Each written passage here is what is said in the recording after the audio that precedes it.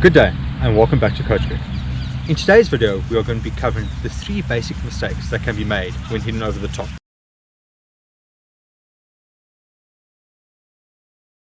Remember to like and subscribe to the video, and also please leave comments at the end to let us know what you thought about the video and anything that you might want to see in the future.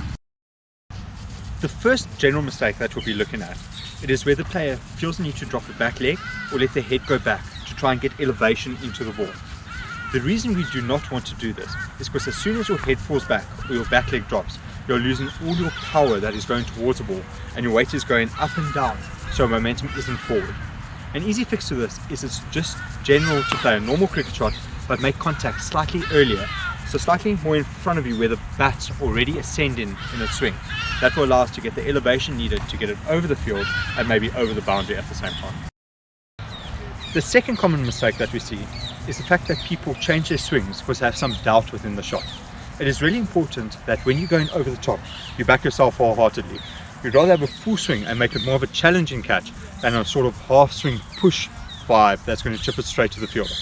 Another thing that we need to focus on here is to make sure that the hands don't get too close to the body, because that's going to inhibit your swing and make sure that your swing stutters through. You want a nice fluid swing through the ball in one line. So nice, big and through, not close to the body and not cramped, making sure that your hands have access through a nice big arc into the ball and not a small swing, because that obviously means you're going to get it softer. The third common error that we notice is that guys try to play balls over the top in areas that are not their areas. So how we determine this is obviously by doing a lot of practice and knowing what works for you. If you hit well over extra cover, you've got to wait for the ball to be slightly outside off and let your hands do the work there. Straight for balls that are closer to you if that's an area, and then a lot of people are pretty good at hitting over cow. So if that's an area for you, back it. But do not try and go too far out of your areas, especially early on in your innings.